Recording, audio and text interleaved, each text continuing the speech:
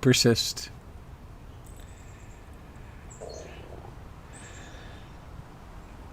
And hello, dear Zoomers. How nice of you to come on Sunday morning and visit with me in my tent.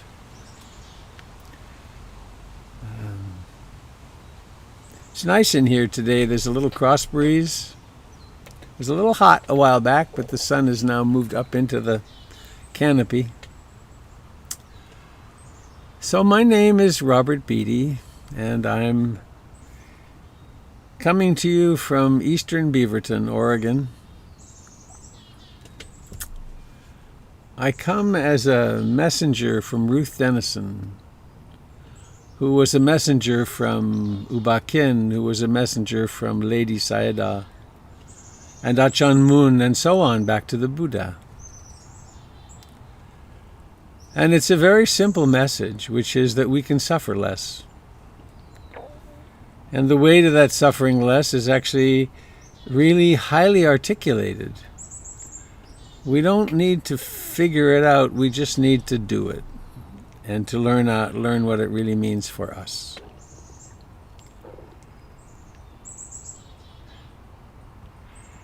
And today my emphasis is going to be, surprise, surprise, on mindfulness, but from a particular perspective, as that which makes us human.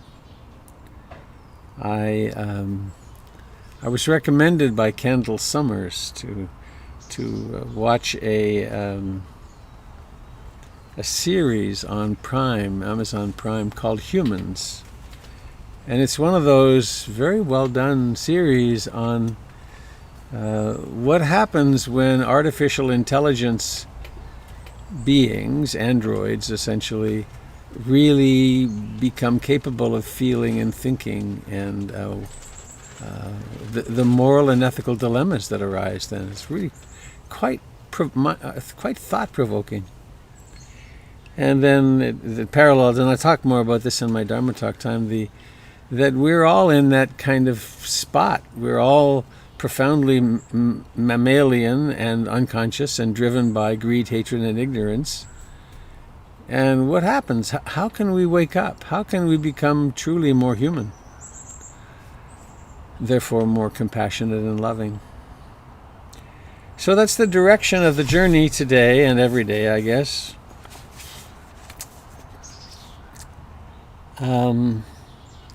Also should mention, if you want to join us on Zoom, this is a broadcast under the auspices of the Portland Insight Meditation Community.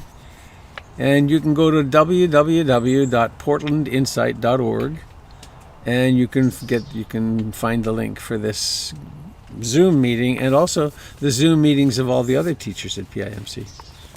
And a lot is happening. It's really quite wonderful the way everyone has risen to the occasion of this COVID challenge. So this is yet again from The First Free Women. Lovely little book of poems. Thank you, Pamela. Pamela Lear sent this to me and changed my life. Not the first time. Suba, the goldsmith's daughter. They all told me the same thing. There's only one way to be truly safe. Get as much as you can and hold on tight. We don't take greed seriously enough. I grew up in a house made of gold, so I ought to know.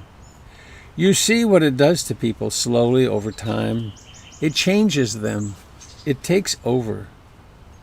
You find yourself saying, I'll learn to be generous. I'll give it all away.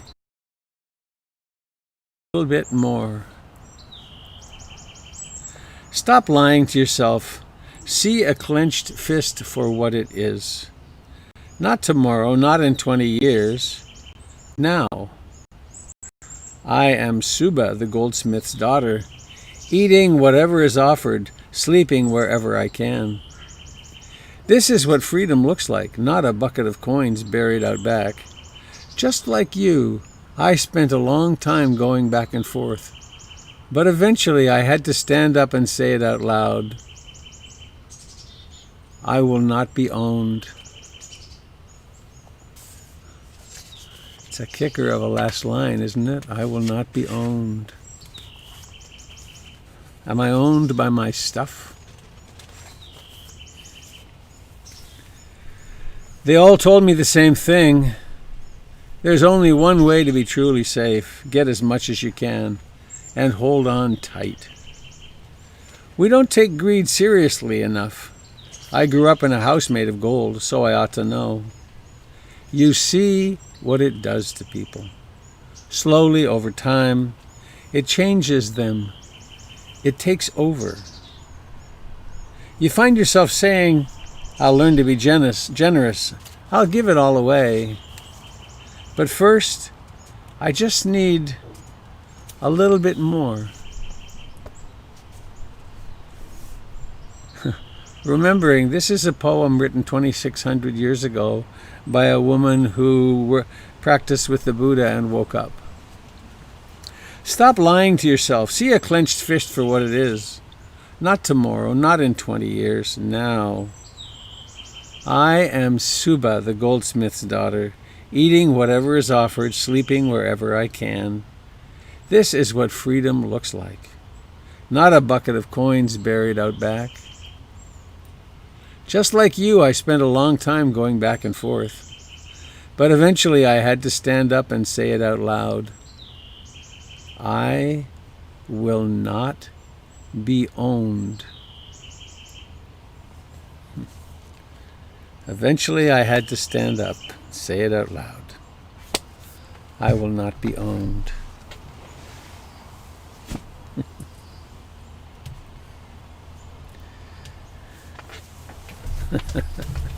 Just thought there's a song. I can't remember it. But the chorus in this case would be, we will not be owned, or I will not be owned. So, part of the framing of the path, there are numerous vocabularies for awakening. People have awakened in different traditions.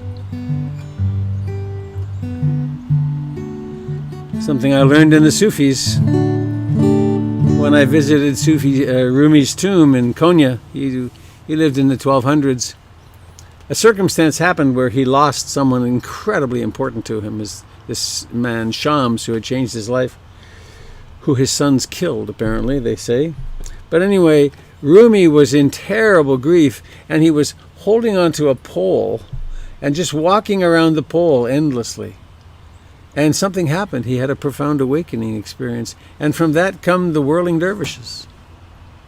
Their heads are cocked at a certain degree to one side, which is exactly the degree the earth is off angle in its axis with the sun. And so the master was turning around a pole when he awoke. The Buddha was sitting under a tree. So we go around sitting under trees.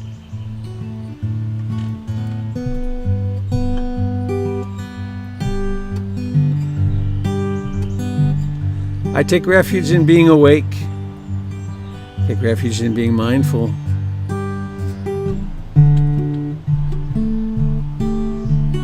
I take refuge in the Dharma, in the law, in the teachings, and in what is revealed to me when I really practice deeply. I take refuge in the Sangha, in the community of mindful harmony. The community that's come down over time, drinking deeply, feeling deeply, awakening deeply. I take refuge in the Buddha, the one who shows me the way in this life. Namo Buddhaya, Namo Buddhaya, Namo Buddhaya.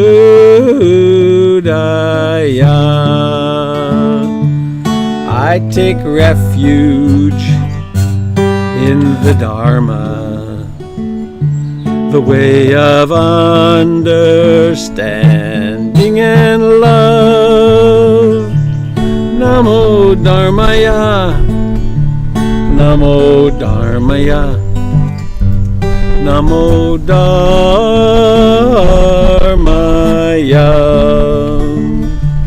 I take refuge in the Sangha, the community of mindful harmony.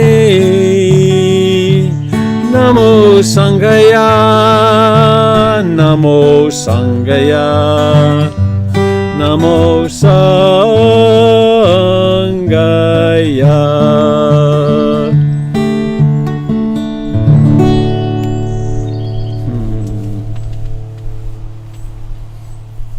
Such a satisfying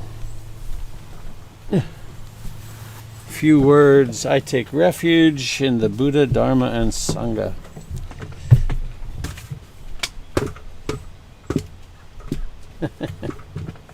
There we go.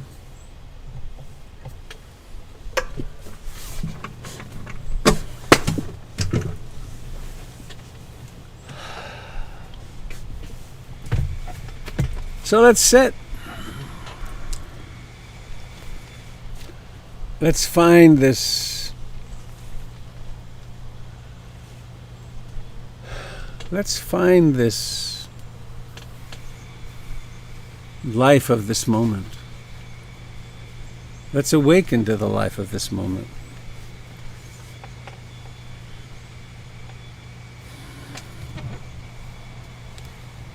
It's really hard to do nothing. It's the hardest thing we humans can not do. We want to work. We want to get somewhere. So there is some work in getting somewhere we can do, which is to make some effort to become concentrated. To quote, tame the mind.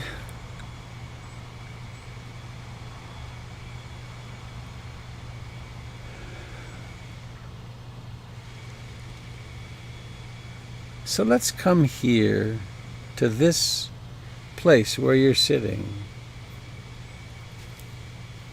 Maybe take a moment to let your eyes open and look around. Look at the beautiful, fortunate circumstances you're in. You have walls around you and a most likely waterproof roof. Probably your own private bathroom. Running water that you can drink. A way to heat water in just a few moments for hot drinks.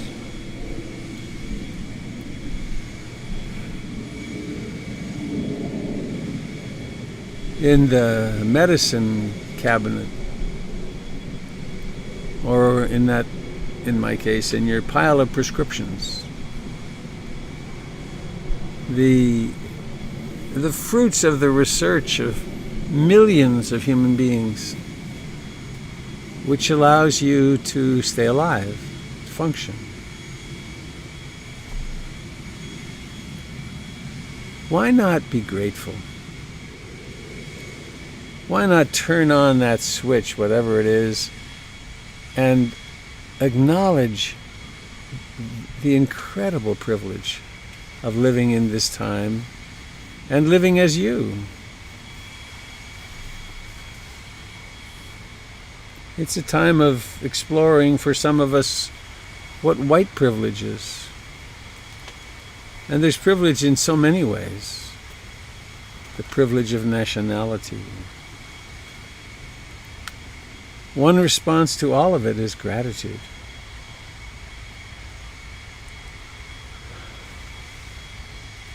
What if it's really true that you have enough? Really enough?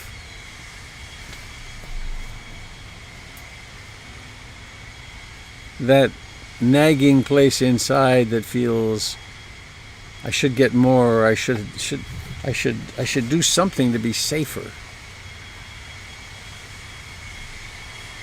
What if we were to accept there just isn't safety? will never be safe. The separate self is by definition unsafe.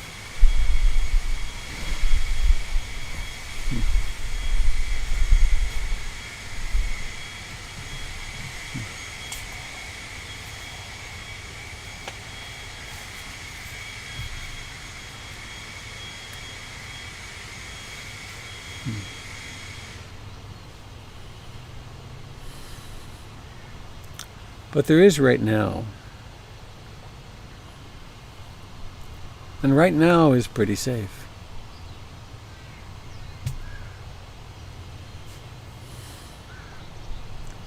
Why not maybe let your eyes close and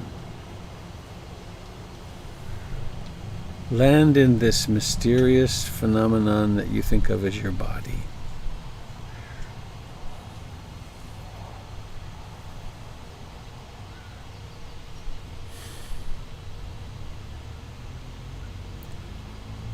Notice that there is aliveness everywhere in this body.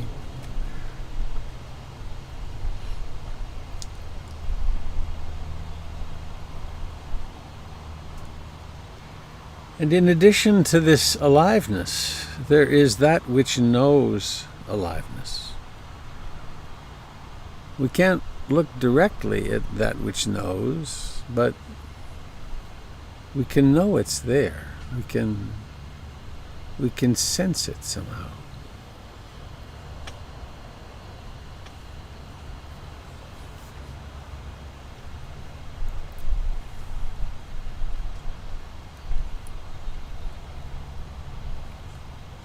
So we are both conscious and aware of being conscious, which isn't intended to set off some profound intellectual analysis. It just is what is.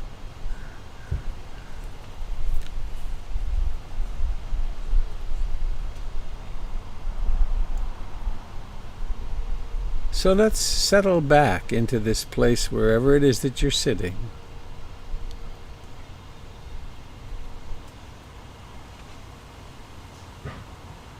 Let yourself land here.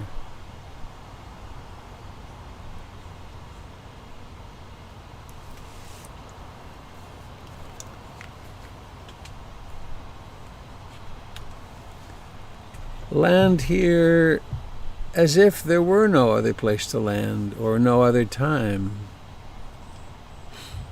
There's just here.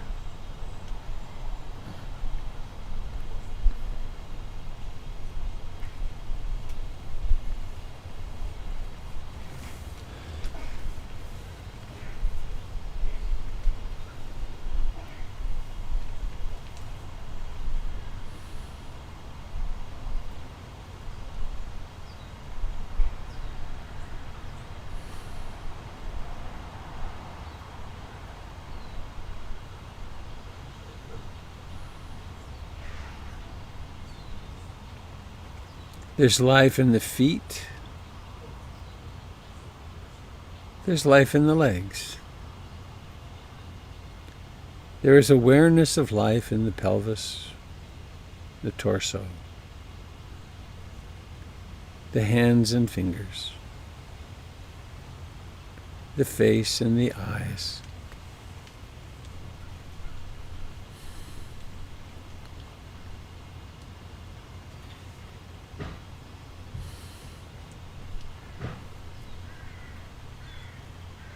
And there is life manifesting as in-breathing and out-breathing, and awareness of that.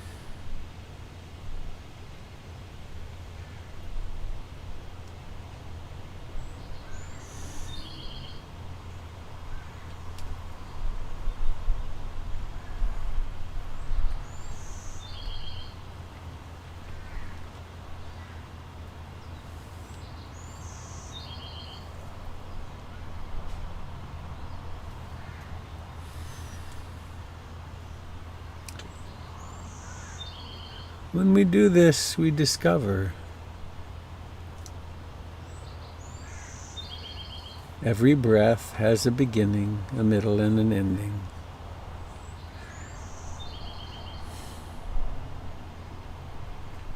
In this way, each breath is exactly like everything else in the universe.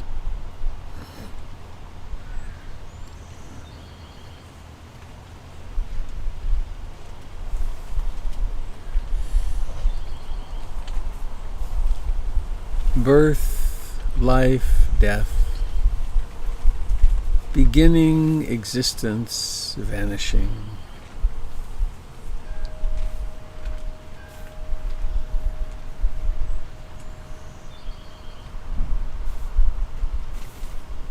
And we sit right at the center point of this process of transformation and change.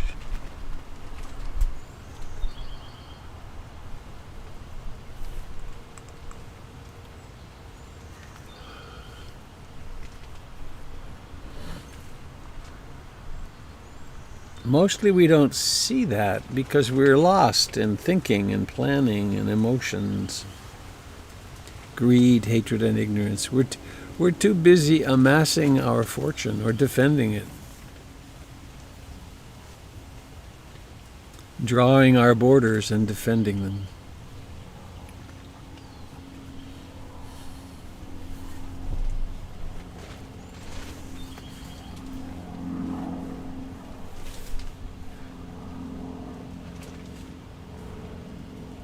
But in our time of meditation,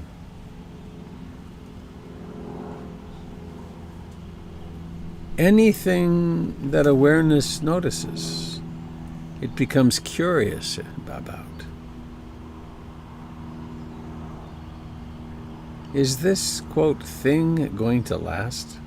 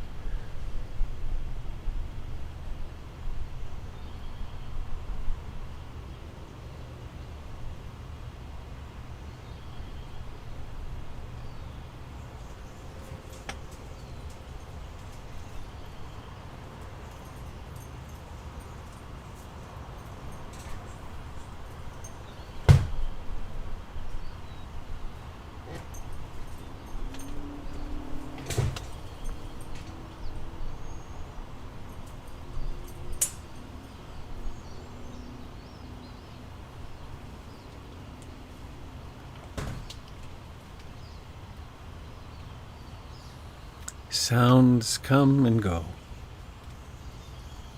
Thoughts come and go.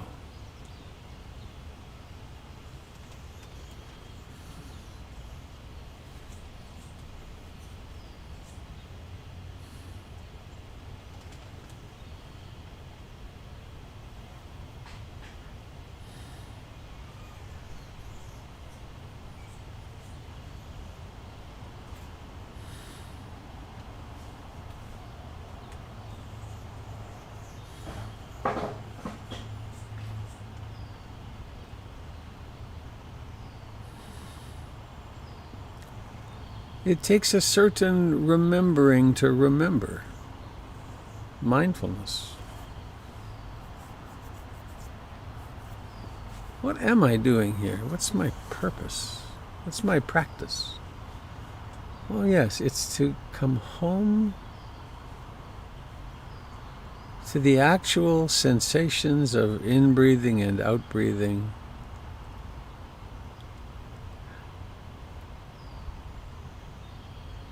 To inhabit this that I call home for a time.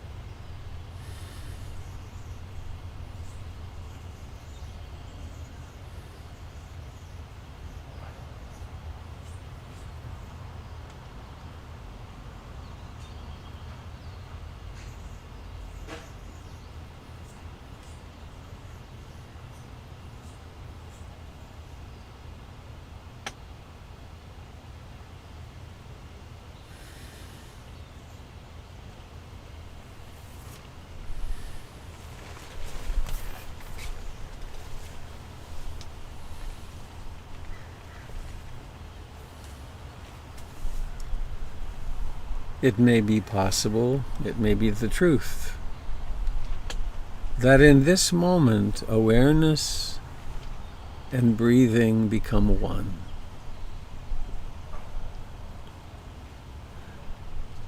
The centrifugal forces of mind, the five hindrances, the emotional storms, emotional activations, could become quiet. They do sometimes. And then there's simply presence with awareness of whatever it is that arises and passes away at any of the sense doors. Or it could be that there is some upset in the system today, some news that was received, or something just emerging out of the hidden layers of the mind, some old grief or sadness or anger or longing or lust, fear.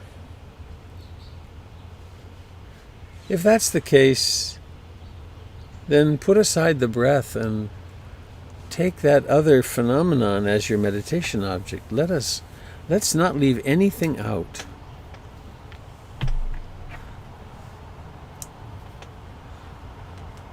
This is a practice of wholeness, not of compartmentalization and resistance.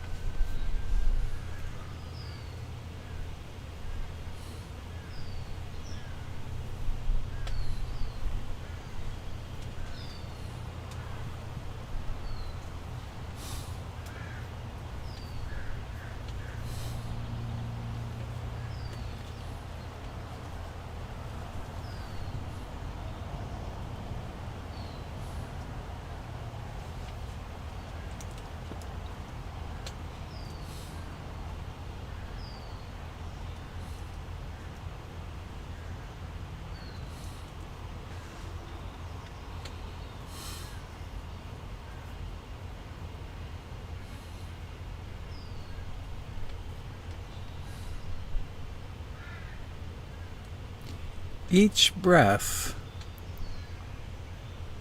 exists all by itself. It doesn't need the breath before or the breath after.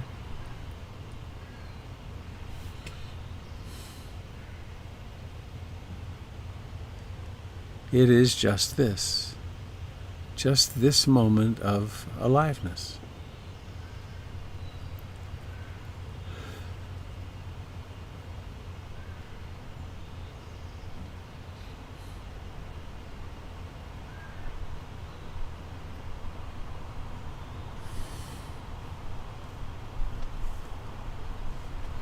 See how it is, perhaps, to surrender into this moment of breathing completely.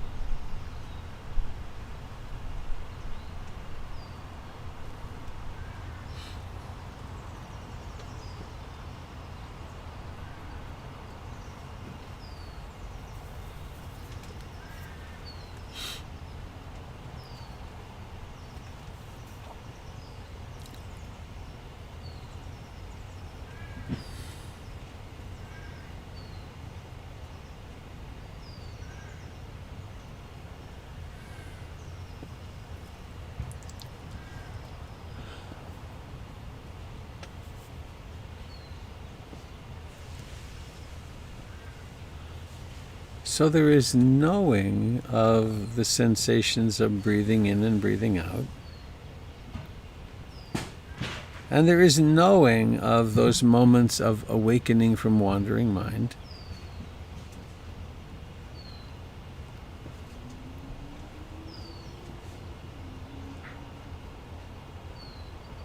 Who is it that's knowing?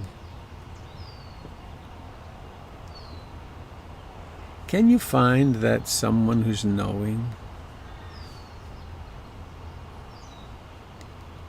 It may say things like, well, it's me, stupid, I'm knowing. It's obvious. Where does this knowing something live? Is it in the pituitary behind the eyes somewhere? Or is it in the heart? Is it?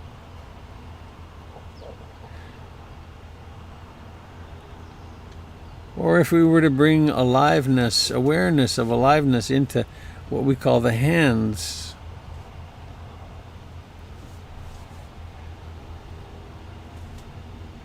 who is it that knows that? What is it that knows that? Can you find it?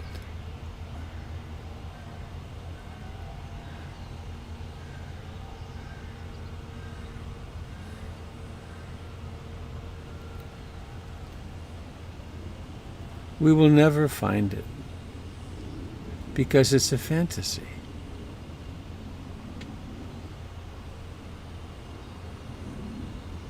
What we find instead is something miraculous. There is mindfulness. There is knowing. There is awareness. An awareness of itself, awareness.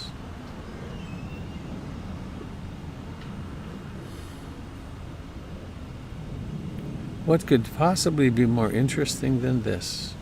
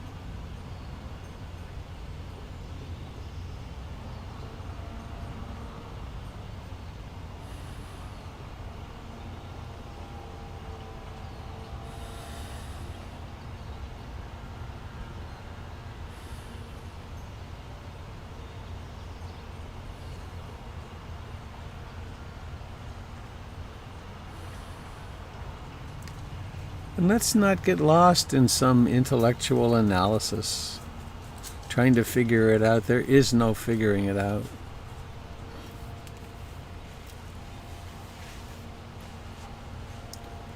There is, however, awakeness.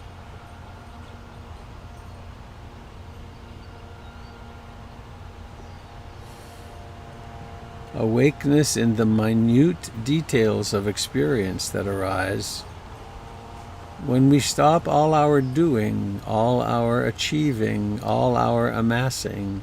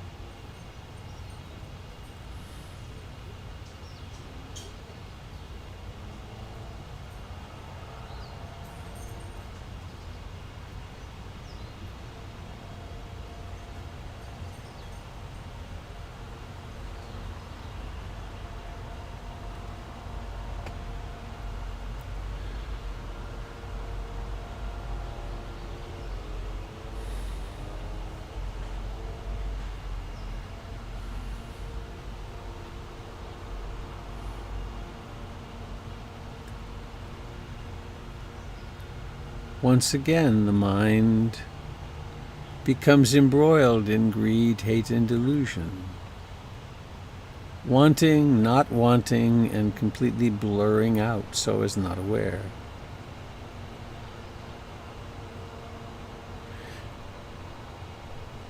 But we have a practice. We have set up an intention. We have enlisted mindfulness and all 6 of the other enlightenment factors. We have built a support of refuge in the Buddha, Dharma, and Sangha. We have the support of a community of practice.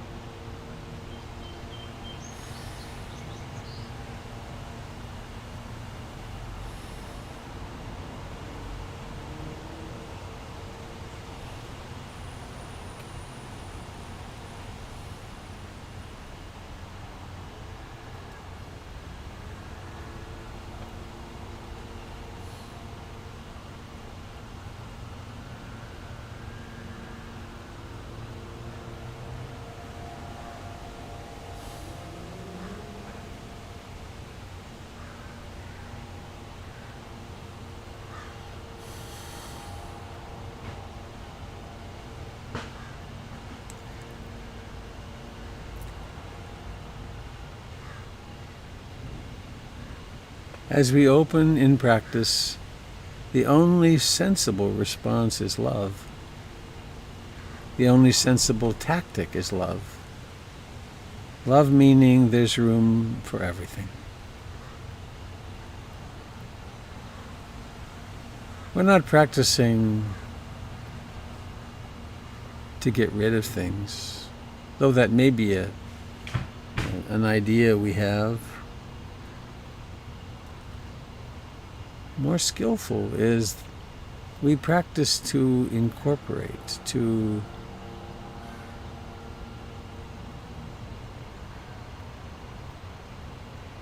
ultimately recognize that everything exists and no resistance is necessary. And please now, as we come to the end of this great privileged time of doing nothing together, doing little together, please tune into the life of this body with great love. Can you say to the feet, I love you, thank you for carrying me around the world so much. Thank you for tolerating the blisters and the surgery in my case. How about your legs? Thanking your legs. In my case, thank you for tolerating that broken tibia when I was 11. It was a big deal. Thank you to the quads. Another big injury for me in the quads. Thanks to the pelvis, sexual organs, and the end of the colon. It's all worked so hard for so long. Thanks to the gut. Wish your spine well. Wish your hands well. I love you, dear left hand and right hand. As you go about your day today, notice how your hands work constantly for you and as you.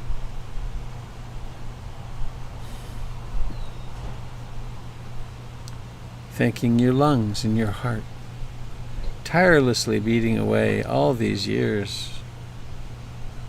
Your spleen and liver and kidneys.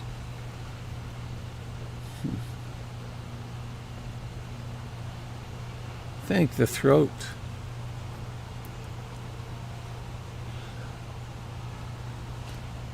Thank the mouth, the lips, the teeth, the nose, the eyes. Thanks for doing all that seeing, eyes. I'm grateful for you. And the forehead and scalp. The ears, thank you, dear ears. You've made life so much more interesting. And with this attitude of gratitude now, please bring awareness into the eyes. And then notice the intention to let them open and let them open. And seeing begins.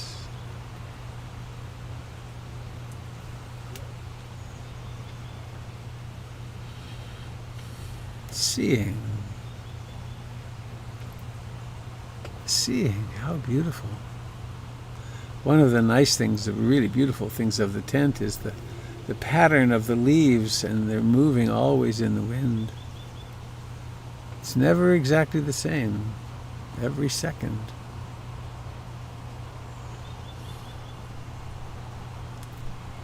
Well, Jim is going to do some movement, but before that I have an announcement or two. One, it is with great delight to share with you this. This is an email about to go out. It'll go out tonight sometime. Special book release announcement. Mindfulness for a Happy Life by Robert Beatty with Laura Musikanski. It's hit the streets. It's at Amazon. It's at Powell's City of Books here in Portland. And Powell's bought 150 of them, which impressed me. I called them up to ask them, what would you carry this book? And they said, we already have it. So there it is. And there's on Tuesday the 28th, from 7 to 8:30, we're having a little online party on Zoom, Laura and myself hosting. Anyone who wants to come. We'd have hors d'oeuvres and so on, but how can we do that? So that's out there. Please enjoy. Yay! I know it's what a what a drag, but important fruit to finally blossom out of all this. I guess one more advertising sort of thing, which is August 1st, Candle Summers and I will be doing a 9 to 2, maybe it's 9 to 3, a retreat, some sitting and walking, and Candle bringing some very interesting teachings from the Pali Canon, and an opportunity to really meet her and experience her teaching. And as always, the reminder, please, I can frame it this way. We had a board meeting last week, and our annual budget, we're doing well. You folks are being so generous during this time of COVID. It's really incredible. And we built the budget with two $10,000 fundraising events to happen, like writing a letter and approaching people and so on.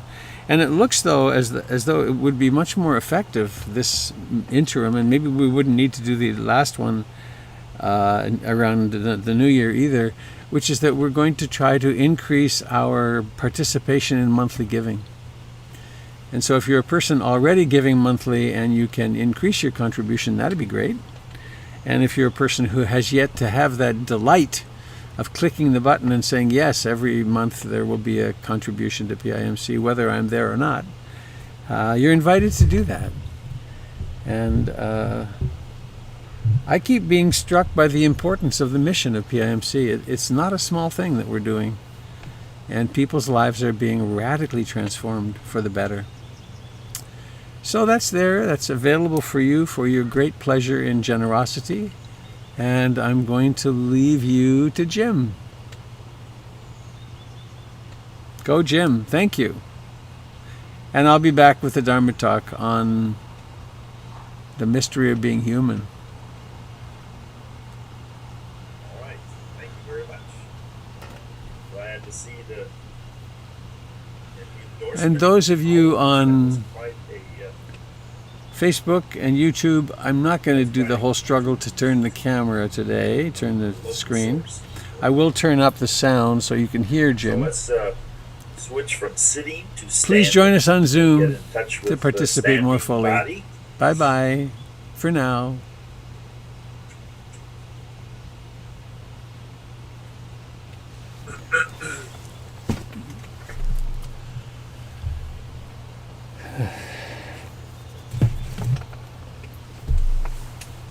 Robert's scanning of the body right at the end of our sit today covers everything. I can't get this. All right, here I go. The idea is that we're bringing love to the standing body. So we bring our attention to the contact between the feet and the floor. Sink into our knees and move up and notice all the responsiveness in the lower legs, in the thighs. The knee is the hinge. As we sink, it has to. Jim, I'm sorry to interrupt. Is there any way you could get your picture on the speaker view? Robert's is there.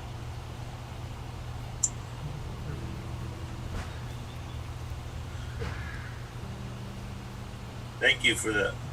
Let's see if I can do that.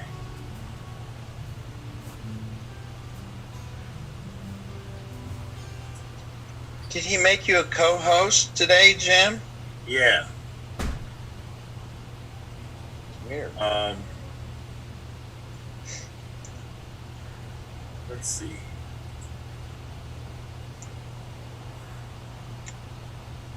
So if this.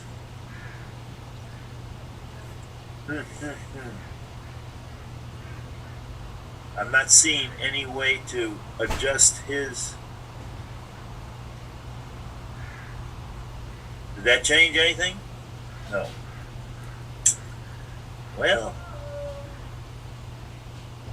Well, you can. What you can do is go up to the corner of my window and say, "Pin the screen." See what happens.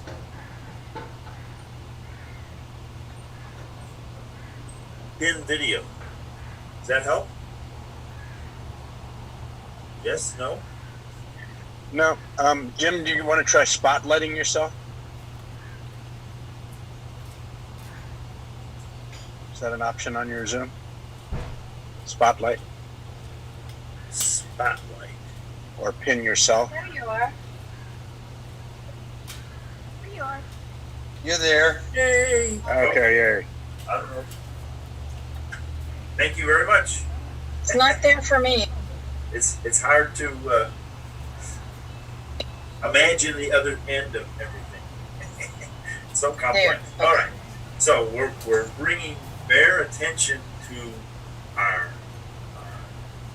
connection with the earth through our feet, and that sense of connecting can change by just sinking and rising. So in a way, we're just resisting gravity, and then we're surrendering to gravity. We do it with our arms, then there's a lot more sensation. We can bring awareness to the sensations of lifting. How many muscles have to cooperate? The fact that they're cooperating may be revealing their love for one another. They're working together. There's a sangha here. It's in this container called the skin. A mutual admiration society between the wrists and the elbows, shoulders. They love to work together.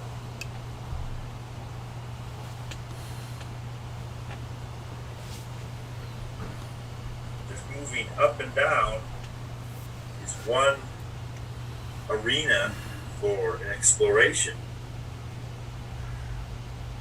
Bringing attention to shoulders, elbows, wrists, and hands.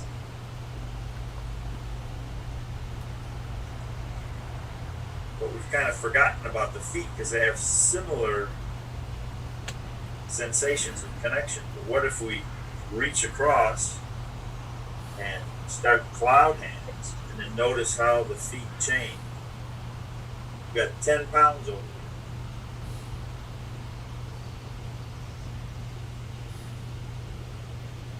there. There's an awareness in the body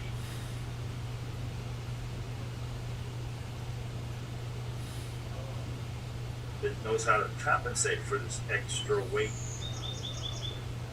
Out on the edge, feel that foot below. Notice the changes, impermanence, flowing back and forth. There's an intelligence in the body. I don't know where it is, but I know that it is. It knows how to balance with all my extension in this direction, extension in that direction, by intending to do a gesture called cloud hands. I have an image in my mind and I operationalize. Who's operationalizing?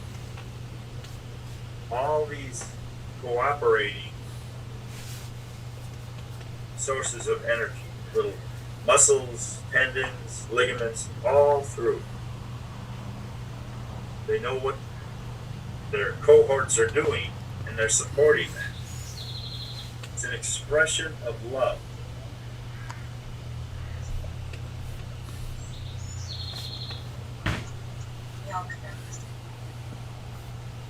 We can do the same thing, just breathing as a whole body, opening the arms. You breathe in, bringing hands together, breathing out. How many cooperative, supportive sensations are happening? How many muscles open the arm?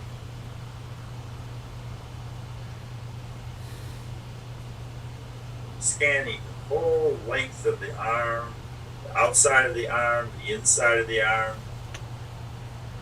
little by little, covering all that terrain with awareness and love.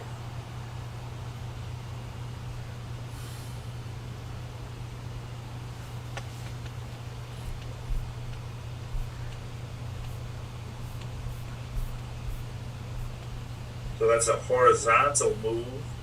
You can do a vertical. Hands approaching, they know they're going to cross, and then they separate.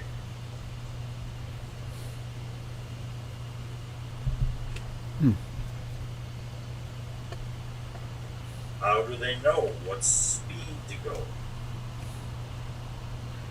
They love one another and they keep track.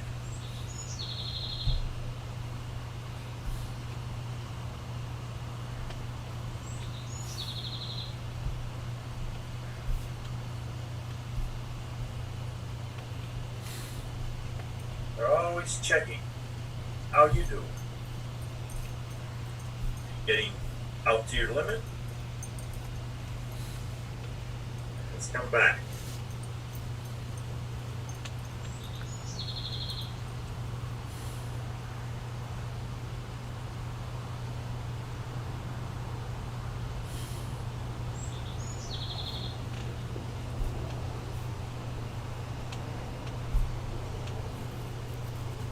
Then we can come to stillness for a second.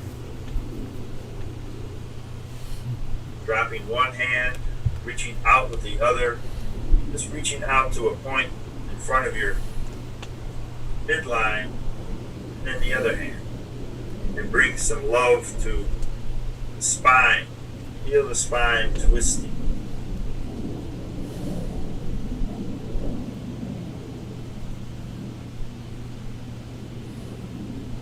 All the tendons, connecting tissue up and down the spine, working in harmony. It's a loving support system.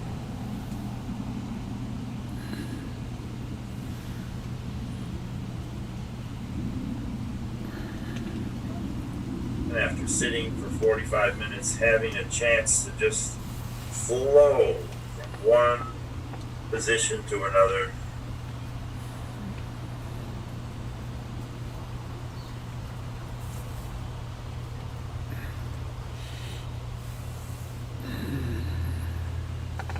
Mindful of this gesture, this gesture, this gesture, following. We can call it something. Dog paddling. So now we have an image and a word. Then when we operationalize that, millions of sensations.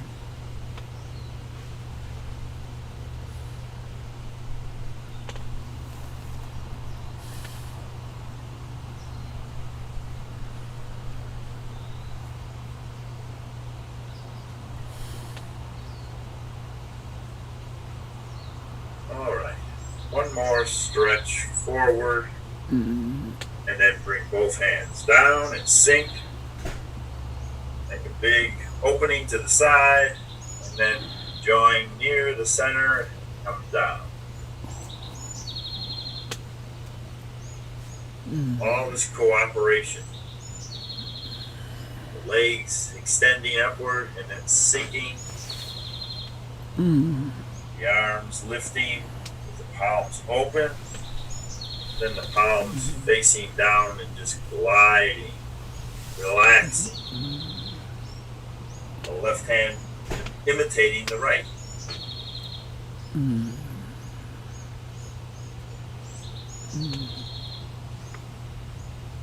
Breath following the movement. Exhale. And once more.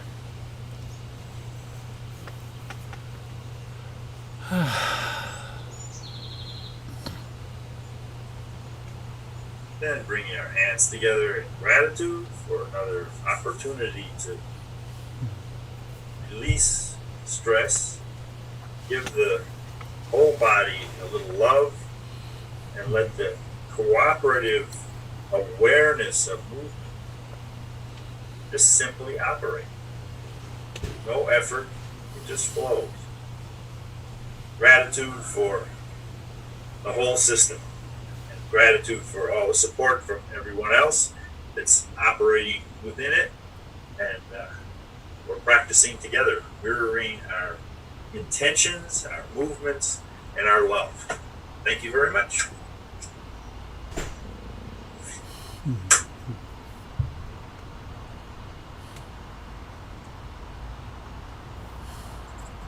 Thank you, Jim.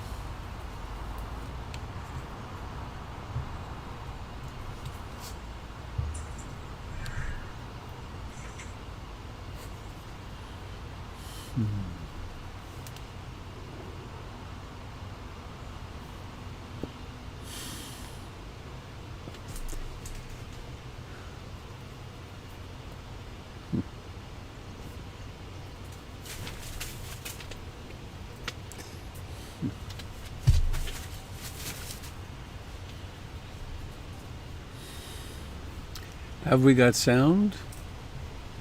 Yay. Good? Loud enough?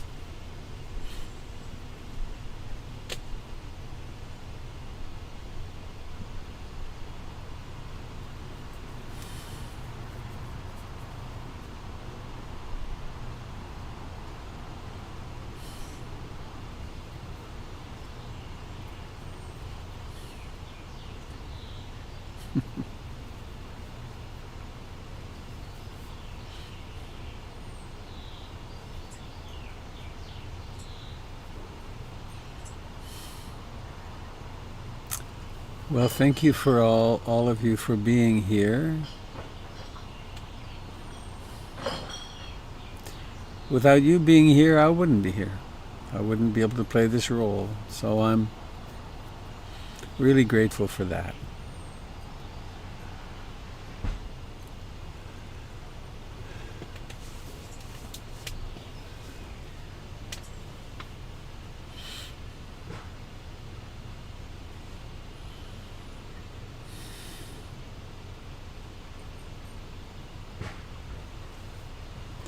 This is one of those moments when 2 hours ago I felt completely inspired and yes. And in this moment the sense of inspiration has diminished and I have the topic that I intended to talk about. It may come back. Whatever the case, it's a pretty amazing thing.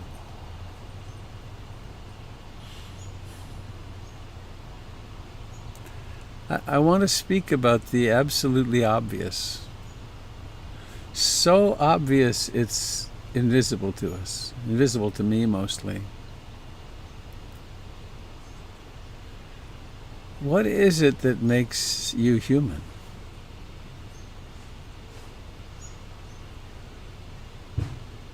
How is it that you become that you're human? And what differentiates you from your pet? Or the trees outside, or the rocks, or the garden sprinkler? What's special about you, really?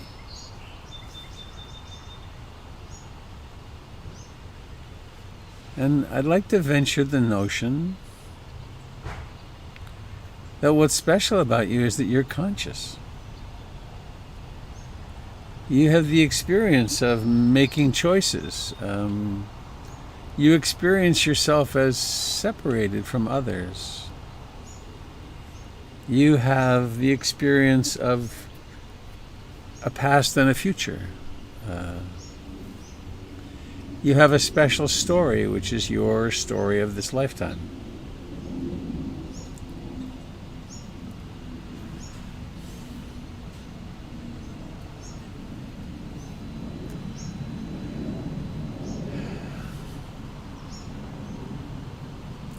In that series that I began watching called Humans, the acting is really great. The people acting as the androids are clearly artificial until they're not. And then it shows them kind of waking up to their hands, and they start waking up to their inner processes as well, feelings.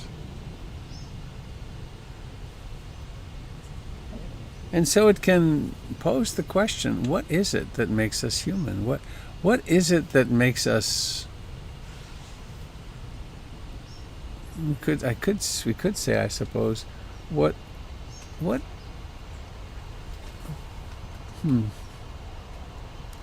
is the value of this consciousness?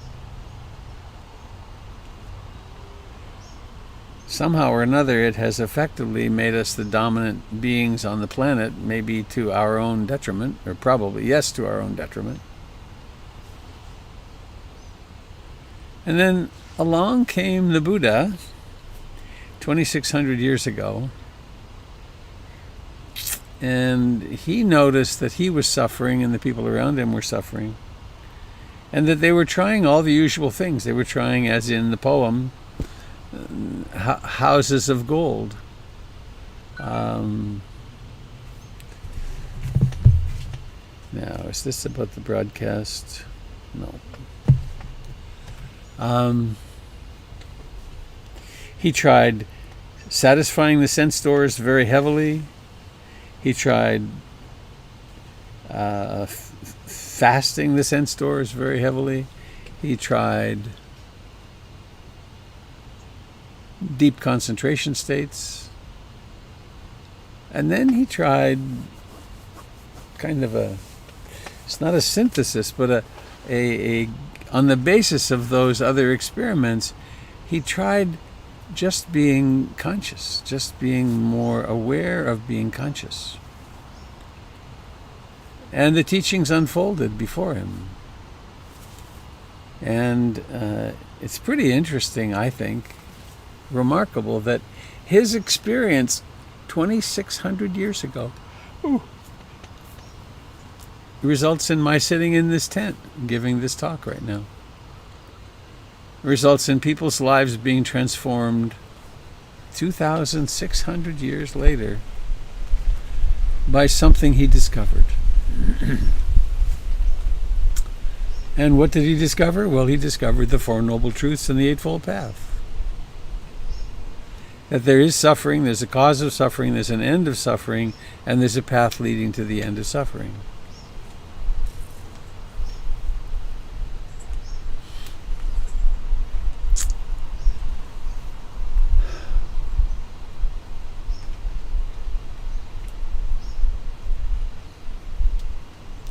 So I want to start at the beginning, as I like to do, with the universe. 14 point some billion years ago, there was this happening. And then it's continued to unfold ever since then, all the way to this planet and evolution, and then your birth and my birth. And then we each went through somebody training. And we learned how to feel, what to think, how to speak, what to believe, how to make decisions. And we learned some pretty rigid things. We learned and came to believe about nationality and patriotism, rigid rules. We had kind of a dichotomy between rigid rules of being and flexible rules of being.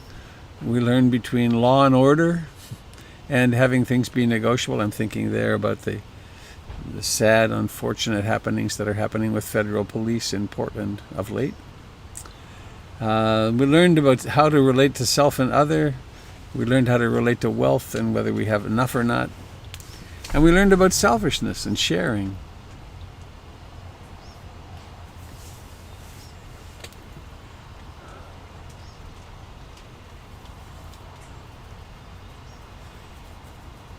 We're very dependent. We're totally dependent upon our parents for learning almost everything. And among the things we learn from them is our moral and ethical code. My father stole a cheap dime store pen knife, pocket knife. And the story is his father took him back and had him confess and give it back.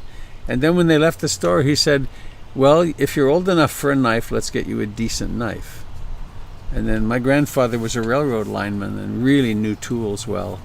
And actually, when he taught me to split wood, and before he did that, he took the blade of the axe, the sharp edge of the axe, and took his stone and dulled it a little bit. Because I didn't need a razor to be cutting wood with. He didn't want to see that in my leg, I guess. So then I collected money for the Red Cross falsely, a few pennies actually, and my parents made me take them back. And that was the lesson on honesty, and it had a big effect. And both of my children, my son Luke stole. We were in a hardware store, and he was really enamored of when they cut chain. There's always a link of the chain that's left. And I told him, leave that there. Don't, I thought they were sharp, and one of the 10,000 things I told him to do and not do. And I got home and I found that they were there in his pocket. And then that was the perfect moment. So I took him back to the store. It was back in the days of the old real hardware stores. And the guys behind the counter, I winked at them, and they immediately got right into it. They knew what to do. It was time to teach this lesson on honesty and stealing. And they talked about whether they should call the police or not, and in the end we left, and it was a good lesson. It affected him. Something similar happened with my daughter, and so we learn. Oh, there's another piece which I noticed with all of my various. I've had my 2 bio kids and 5 stepkids over the years, and when they turned 13. And no longer qualify for the children's rates at the movies, to a person, each one of my kids said, wait, no, I can pretend. And that was a very teachable moment in all cases, because they watch us like hawks. And we said, no, of course we don't do that, because that's not right. So we learn this moral and ethical code from our parents and from our culture and from our religious training. And in Buddhism, we have the 5 precepts. And we have those precepts because they're the laws. They're the way, when we follow along with them, when we, in almost all cases, when we are true to the precepts, we suffer less and we cause less suffering. We leave less mess behind us. We are less driven by greed, hatred, and ignorance. We're more motivated by love and compassion and sharing. And this is enhancing our humanness. In the animal realm, a Buddha killed a skunk about 2 weeks ago. It was awful. I wasn't here, but the results of it were here when I got home. But every time he chases a squirrel, that's not play. If he can get a hold of it, that creature is dead. He's running on instinct. And we humans have all those instincts. And we have a softening which is generated and passed on through culture. We have different values. And we do our best to act on them. And of course, we're flawed, right? The precepts. I undertake the training of the heart to remain from killing other beings, to refrain from killing other beings. And imagine if we just did that, if everyone did that with human beings. And the positive statement of that, I aspire to become kind and of service to all beings. It's a statement of, here's how I want to live. I want to become more human. I want to become more in connection with others. I want to act as if I really get it that an action done to another is done to myself. Second, I undertake the training of the heart to refrain from taking that which is not freely given. A beautifully written statement, don't you think? And when we practice that, we become more and more attentive to when we're taking. On the positive side, I aspire to become generous to all beings. So we're emphasizing the side of our humanity which is generous, and that moves us in the direction of the realization of our complete interbeing. Let me come back to this poem from the beginning. It's such a great poem.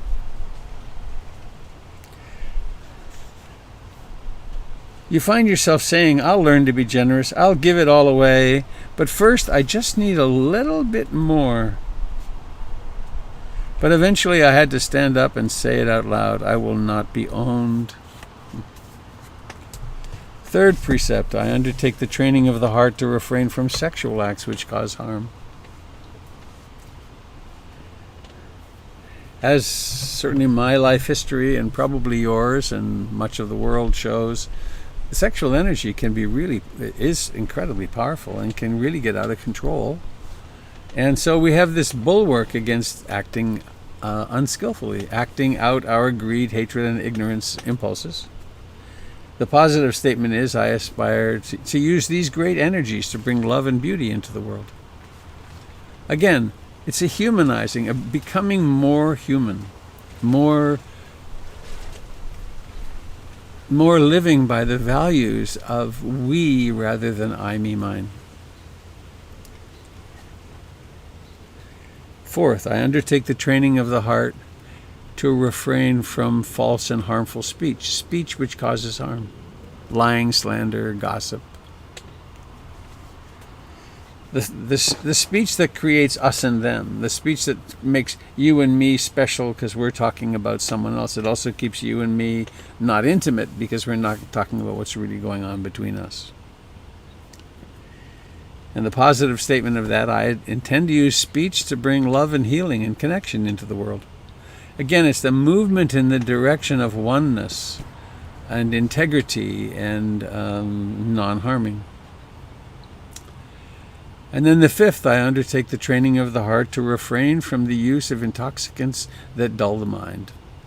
Intoxicants that lead to confusion, which then includes all kinds of things, including our cell phones and constant reading, whatever it is, it takes us out into some other place so we're not able to be right here with the present moment. And the positive statement of that is, I intend to cultivate mindfulness and compassion and wisdom and be awake. So,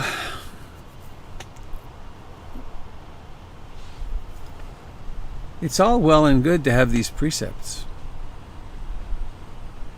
But how is it that I operationalize them?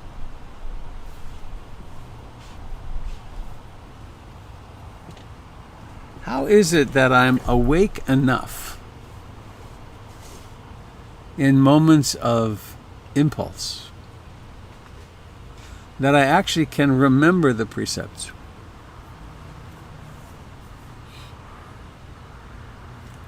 And the active ingredient is mindfulness. It's really all of the 7 enlightenment factors, but it really is mindfulness. Am I aware at the moment when in comes the angry email and boom, out goes the angry email? The whole process can happen in a few seconds. Or in comes the angry statement and out goes the defensive angry statement. But what if I'm more mindful?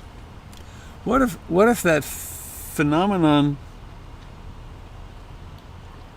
that I experience, and many people I've talked to have experienced, is that as mindfulness develops, it's as though time gets teased apart. There's more conscious mind moments. And the incoming stimulus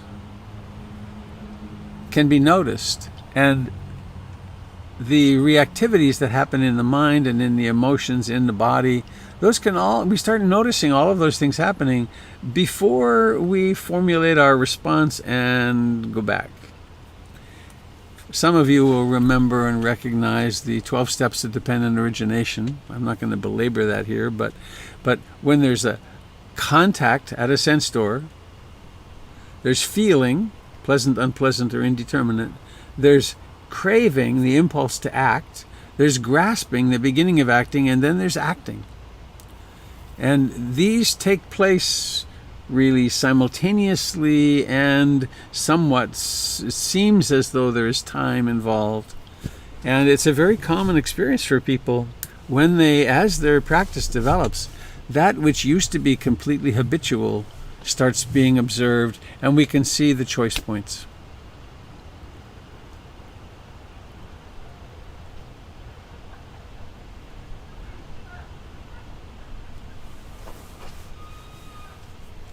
So back to the time of the Buddha, or back to us right now, I guess. And the process of suffering, the Four Noble Truths. I'm suffering. I'm in pain. The world is disappointing me somehow, maybe significantly. Maybe I watch the news and I'm frightened or angry.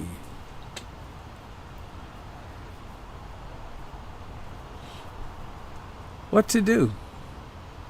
I could go distract myself, or somehow or another intoxicate myself, or call someone up and talk about it and get more and more into that state, or watch more. Or I could go to my meditation cushion with that feeling of pain and suffering, and I could use my breath and get calm down and get centered,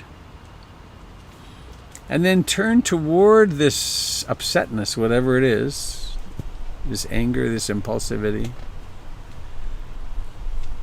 and open into it as fully as I can. And in that opening into it, I may be able to tease apart through simple, loving awareness. What's the pain? What's the suffering? And what's causing the suffering? And my experience is very much in keeping with the teachings of the Buddha. What's causing the suffering is one of three things. I'm wanting more pleasant things. I'm wanting the unpleasant things less, and I want to become something different from this moment. This moment is not okay. What's his name? Fred Luskin said, "I have unenforceable rules about this moment." And quite remarkably, miraculously, the Buddha's discovery was, if we do that from a mind which is awake and stable, the suffering can go out of it. And it can sound like snake oil. It's just so effective in so many spheres. But so we learn a paradigm of how to deal with these pains that are leading to the impulses to act unskillfully, and we discover, oh, I don't have to act unskillfully. In fact, there may be no need to act at all. Maybe the most important action I can take is simply being aware and compassionate, and taking care of this suffering, grounding this suffering out right here, so I don't create more suffering in the world.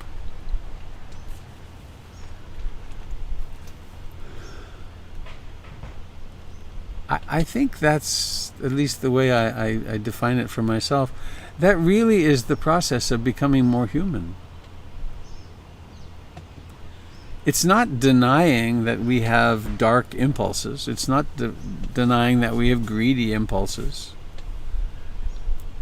It's opening up to the fact that they may well exist, but I have the freedom to choose whether to act on them or not. I am not owned by them. The Buddha said the taste of this practice in the beginning is the taste of freedom. The taste in the middle is the taste of freedom. The taste at the end is the taste of freedom. Freedom from what? I think partially it's freedom from acting impulsively. It's freedom from unconsciously acting on the painful side of the precepts so that I have more suffering in my life. It's freedom to suffer less and less and less through this. It's not through willpower. It's not through making resolutions. It's through actually being awake, being human, being this self-reflective quality, more and more moments at a time. And then they call it the Path of Purification. There's the gradual evolution in our consciousness toward becoming a person for whom the precepts are pretty natural. They talk about it as the noble Eightfold Path. It's a path where we become more noble. We become more capable of helping other people and helping our loved ones. And helping ourselves by not throwing more gas on the fire of our not so skillful parts of our personality, of which there are plenty, of course, because we're mammals and we're raised in ordinary or sometimes very damaged families. And we live in cultures where crazy ideas come through and become very popular. I mean, that's one of the things that is really apparent, further apparent to me now, outside of myself, is that we can believe anything. Depending upon what news source you tune into and on what your neurotic history, your personal neurotic history is, people can believe anything. I hear some of these conspiracy theories, and it's like, wow, how can people believe that? Well, of course they can. Look at the things I've believed in my life. So,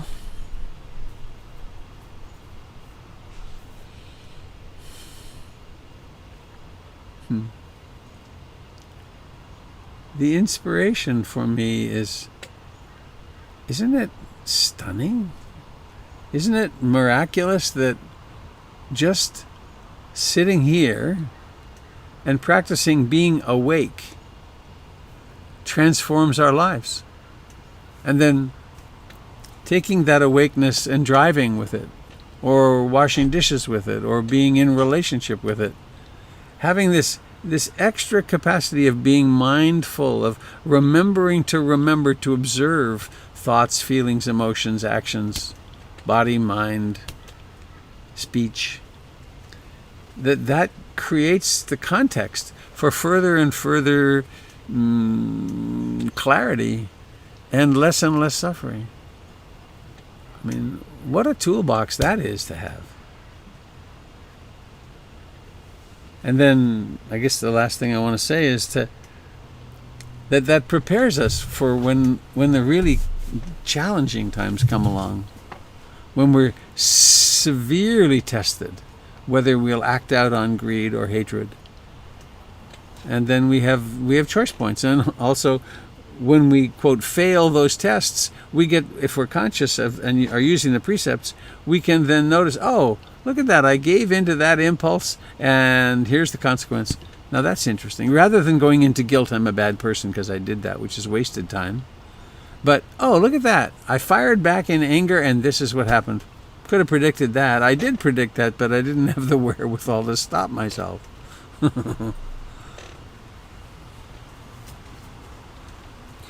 So there's a mystery here. Prompted to talk about this by that TV show where it shows beings waking up rather suddenly.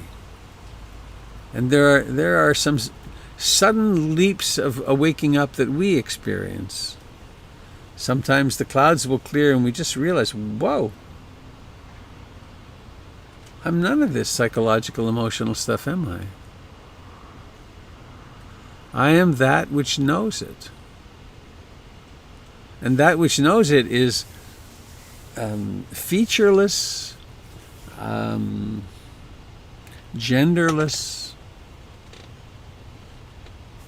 timeless. All it is that which knows. It's that which is awake. And it's not far away. Every time the mind wakes up from a wandering mind, there it is. From the very first time we sit down to meditate, the actual reality of freedom and awakeness is there. So I think I want to stop with that and ask you if you have a response to this, if you have other sharing to do out of COVID isolation, questions. First, let me thank you for listening and for joining me today and all those days during the week. Many of you I recognize, of course, from then.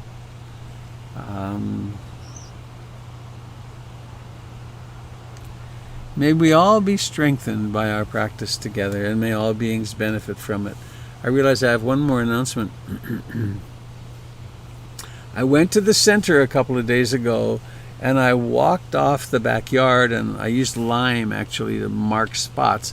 And we can, quote, safely have 65 people or 65 family groups in the backyard, and I'm toying with the idea of inviting that to happen a week from today if the weather's good. I'm not committed to it, and I'm not sure that it's legal at this point. And I don't want to do anything that is anxiety-provoking or illegal.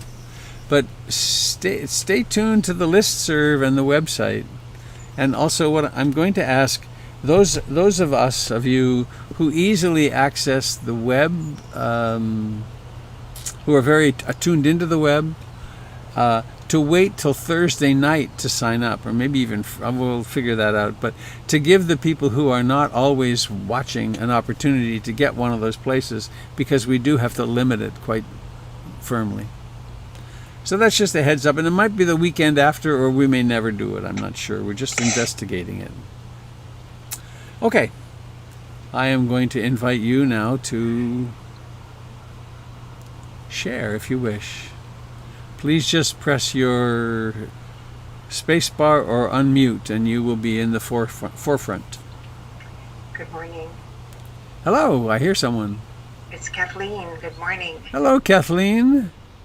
So I have something that's very difficult that's happened this weekend in North Bend.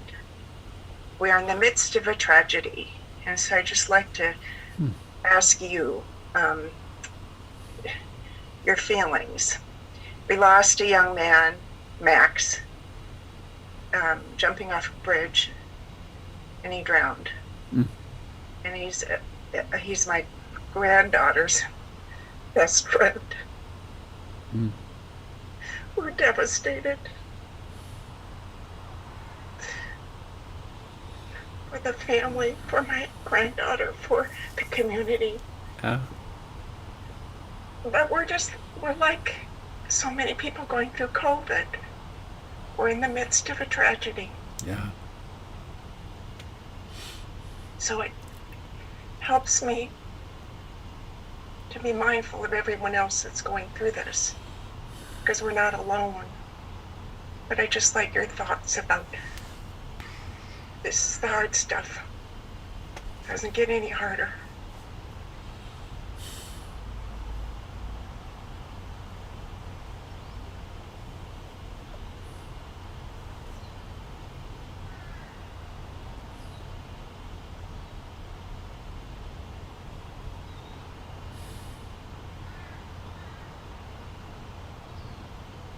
Sad, isn't it? Scary. My mind goes to, what if it was one of my kids? What if it was one of my kids who jumped off the bridge?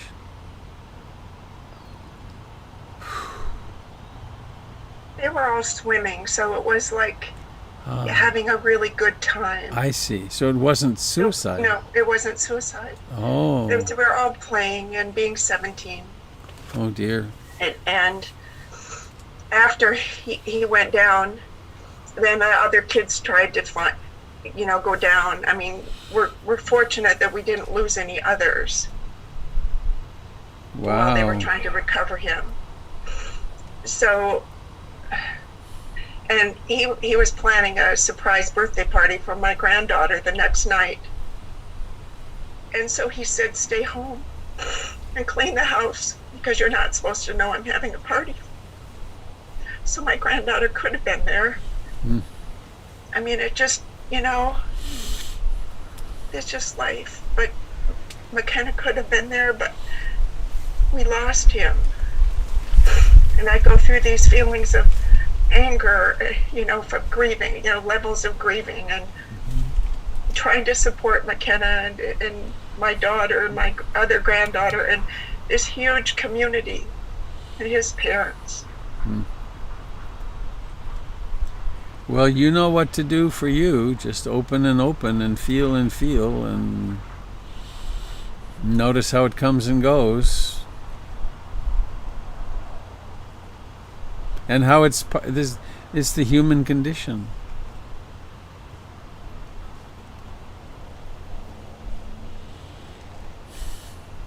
Today it's your turn. Thank you. Well, and you've had plenty of turn happening already with your son in the hospital and out, and this life is really hard.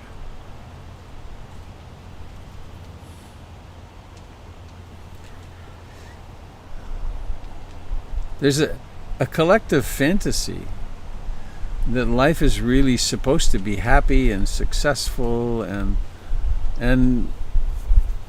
it isn't all the time.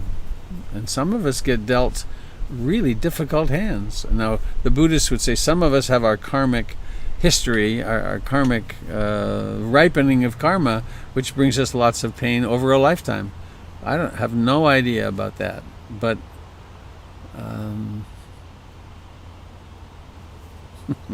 it's a silly comment, but I'm not much of a Facebook fan at all, but the Facebook picture, here are so and so and me together ecstatically happy, and this is what we had for lunch. I think that's madness. It creates a false image.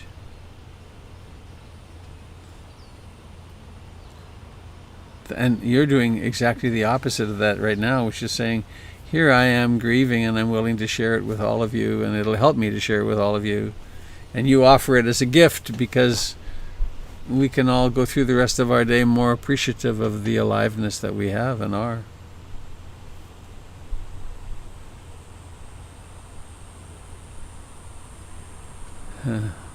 Hard to accept, isn't it, that it's real? We just can't believe it. Yeah. So everybody needs to do just exactly what you said, and that is just appreciate everything that you've got. Life changes in a flash. Life changes like the swish of a horse's tail. Remember that? Huh. I fell in the mountains and tore all my quadriceps off, and I got helicoptered out, and Kathleen happened to be driving on the freeway at the moment, going north on I-5, and you heard what was happening, and you came and got me and drove me all the way to Portland. That was nice. That was powerful. Friendship, Sangha. We've had a few other catastrophes that we've faced together. Yeah. Susan. That's right. Yeah. I lost her. Yep. Thank you for your support, and thank the Sangha. Phew. Powerful.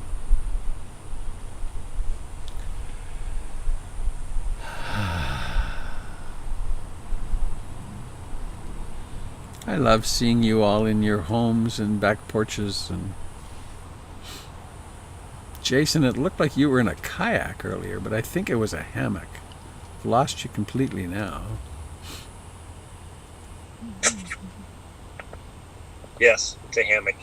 Oh yeah, oh look at you. That's cool. Nice. My favorite tree. Mm-hmm. Cool. Oh, look at that. Wow.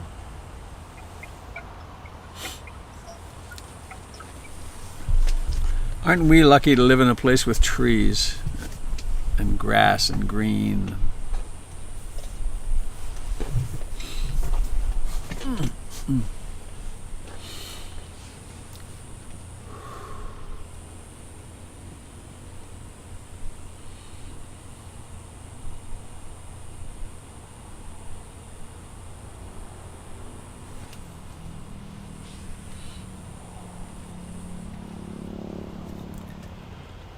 If we're going to be awake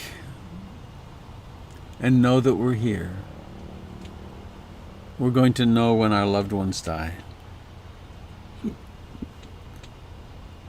And from the earliest known human habitations, they buried their dead with artifacts and flowers.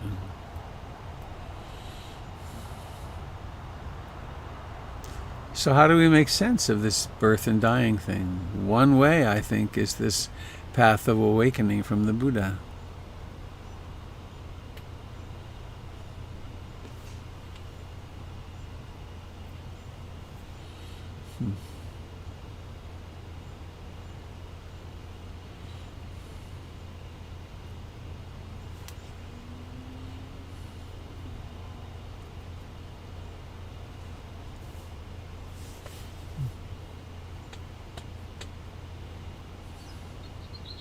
Robert, it's Joan. Hello, Joan. I was going to ask something, and then when Kathleen expressed her terrible loss, it was very hard to come back and ask something that felt unimportant, but I realized it probably not. When you have pain, particularly physical pain, and you start to meditate and you can't get away from it, go away, and you decide instead to try to sit with it. What does that sitting with it look like? You have any pain in your body right now? It sort of got better while I sat this morning. But is there even a vestigial bit of it left? Yes.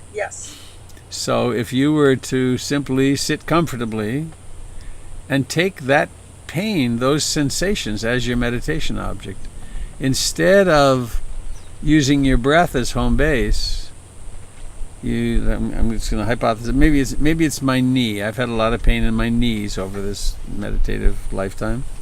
So there it is. I notice it, I come back to the breath. I notice it again, I come back to the breath. And then the knee is still saying, I'm hurt, pain. And so then when one takes that pain as a meditation object, the mind may rather easily get to it because it's pretty intense. And then notice the tightening around it, or notice the thoughts about it, or notice the fear about it, or just soften and open into the experience of pain. And then things will be revealed that it's not solid. Nerves have to charge up and fire, and there's so much to pain. And in paying attention to the pain, we can be sneaky about it, and it doesn't work. We can pay attention to the pain with the fantasy that I'm going to pay attention to this and it's going to go away, damn it. Or I'm going to pay attention to this and I'll experience nirvana and there will be the sensations but no longer any suffering. We can't make that happen. What we can do is learn how to approach it so that we potentiate the field for that. We create the possibility of that. And so in paying attention to that which is painful, it also behooves us to look carefully at the hatred and the aversion to the pain. That if we don't look at that closely, nothing will happen with it as well. So we're really just allowing the pain to exist, and we're opening into it in all of its permutations and combinations. So you're basically doing nothing but just being there. Exactly. You're actually you're becoming the consciousness which thou art. in the presence of that which normally we would move away from or get rid of, because that's what mammals do. Many years of undoing required. Yeah. Well, or many moments. Right. Right. It's miraculous how consciousness is so stunningly present. Oops. Oops. Thank you. Good luck. Thanks. Or more accurately, may you have strength and great compassion for yourself. I'm trying. Yeah. Robert, this is Jason. Hello, Jason. What you and Joan just shared, would that also apply in very much the same way with fear and anxiety? Yes. Find where they are in your body. They're thoughts, but there's also a home for anxiety and fear. And even if it's incredibly subtle, take that as your meditation object.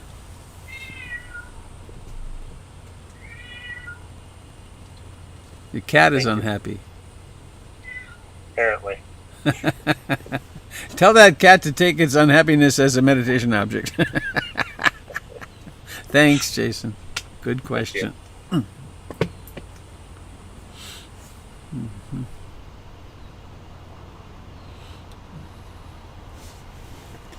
It's easy to say this, take it as a meditation object, but it's a skill that we develop over time, and we develop the concentration and mindfulness and the other 7 enlightenment factors so that we're able to deal with more and bigger bowling balls as life rolls them down our alley. And we start with small things.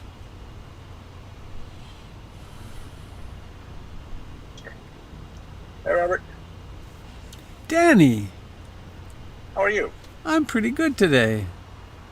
Hey, my father used to get me into movies until I was like 14 and had facial hair as a kid. So I don't know how that fits into this. Well, look how you turned out. Yeah, see? I have facial hair. Now I can't get in as a kid anymore. I've been trying too. I wanted to share with the Sangha some stuff. I've just been reading this book called How to Do Nothing, Resisting the Attention Economy. And it's very in line with Buddhist thoughts, because we spend a lot of time doing nothing, but it also talks a lot about we were talking about Facebook and the algorithm that's being created for each of us around our desires, around what we want, around the people we like to be with. And it just points out that we're feeding into this the very much these things about this is what we want, and we click on this we click on those pages, and that feeds into this desire and craving. And unfortunately, it's all being built into this, I don't know if I would call it an evil algorithm, because I don't think algorithms can be evil, but it really is to our basest desires in many cases. And so she pointed out, and it also silos us. We align with people that we like or we think the same things. Mm-hmm. So it's just, it was a very kind of interesting warning to sort of wean ourselves away from that interdependence on finding our algorithm. And it feeds into, ethnic separation too, because we tend to click on people of the same ethnicity and the same our same likes. So I just think there's an interesting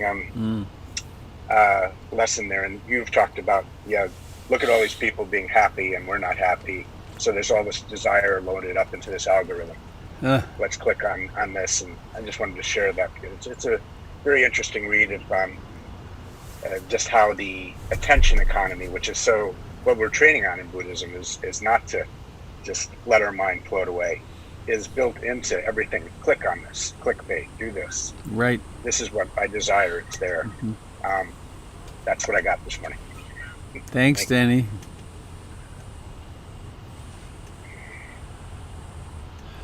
Good morning, Robert. This is John. Hello, John. Hi, how are you? Aloha. Greetings. Yes, aloha. Yeah. I'm in Papiti right now. Right, sure. But coming back around on what you initially started talking about, and I was reflecting on that while you were speaking. And one of the things that I've noticed about myself recently is that I've had some requests come in from various people about my hobby, my avocation, which is pianos. And I've been collecting enough information for 35 years now that I guess I've become one of the elder statesmen of player pianos. But anyway, I had some requests for some technical information, and I put it out on one of the group websites, and got several requests because I was just trying to get rid of a piece of literature that I had, and I got like 5 or 6 requests for the same piece of literature, and so I made Xerox copies and scanned it and sent it all to everybody, and I also included some other pamphlets which were related to the subject. And I found myself doing this spontaneously. I was not thinking about, well, I should do this and I should do that. I better include this. And it's more like, I wonder if I could use this. I mean, this might help. Uh-huh. That was sort of where I found myself coming from, and it was surprising and interesting and delightful. So it sounds like there was a lot of generosity and sensitivity present in you at that time. Lost your audio. Since I was not aware of it at the time, but No, it was just manifesting as you. Yeah, it was and just pleasant. Yeah, and the funny thing is that nice things keep happening to me. So I don't know why that is, but I'm not going to analyze it too closely. Good. Thanks, Robert.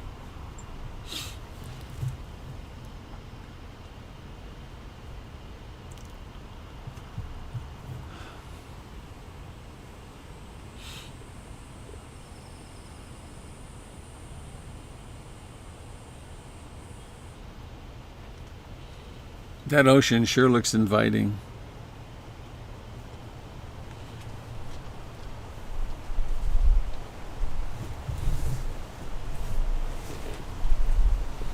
My problem is I can't swim anymore because of a bum leg. Uh-oh.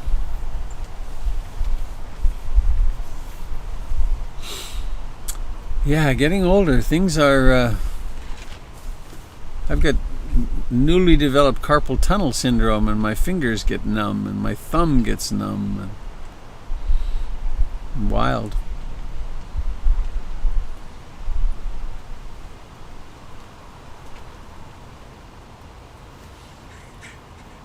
Hey, Robert. This is Vic. Hello, Vic. Hey.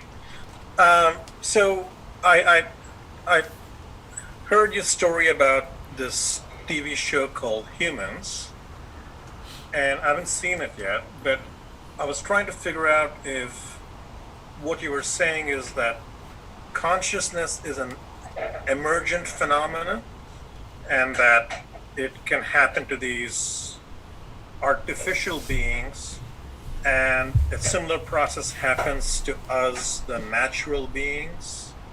Is that what you were saying? Trying to see if I could follow. I wasn't making that connection, but I was saying that there is something about consciousness that the Buddha talked about, that we can actually develop mindfulness. We can become more self-reflective. We can have more mind moments in which that which knows is present, therefore more able to make, for instance, moral and ethical decisions. And of course, I'm a third of the way there, maybe halfway through this series, 3 years worth, and one sees some humans acting very unethically, and you see the moral and ethical challenges that these nascent conscious androids they're facing similar problems. It's how to become more conscious and to become more responsible.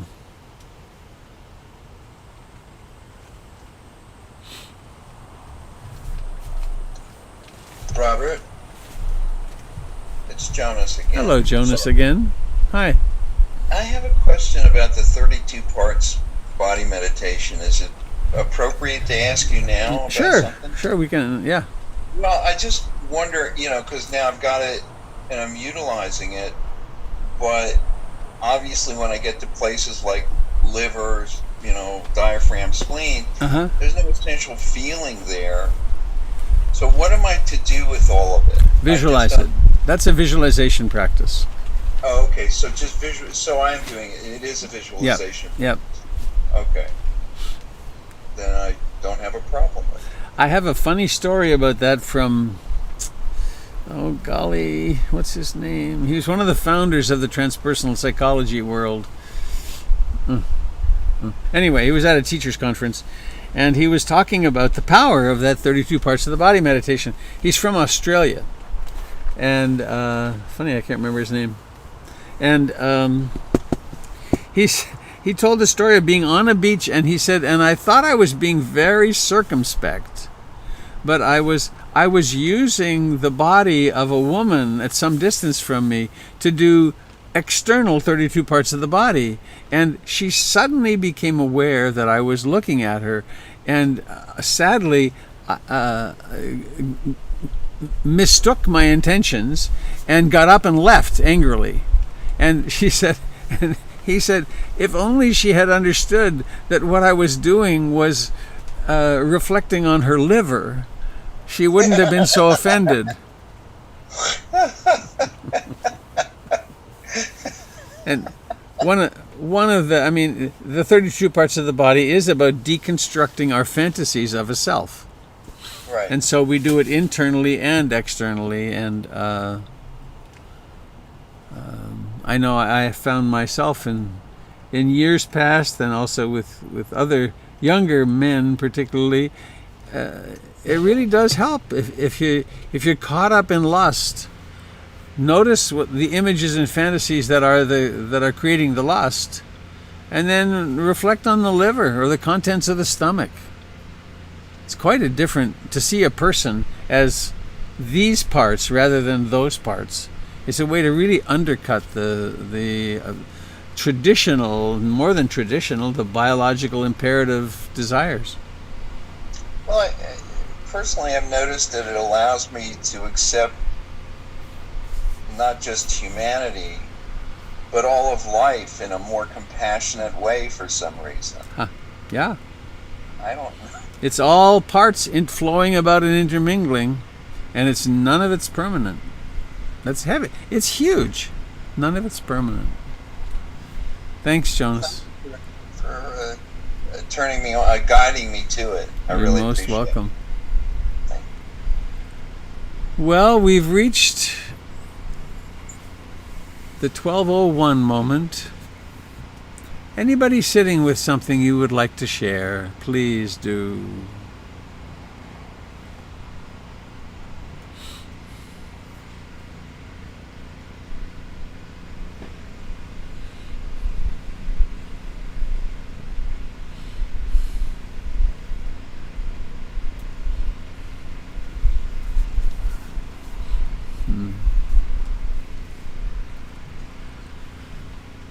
Well, that being the case, let's close with maybe 30 seconds or 60 seconds of the dial tone of the universe, Om, together. I will set an... relevant, personalized message. Oops, that didn't want that. Go away. Here we go, timer. I'll set it for 45 seconds till we get a gong. So Om vibrates in the heart, at the crown, and let us experience that. I'll open up all the muting. Om.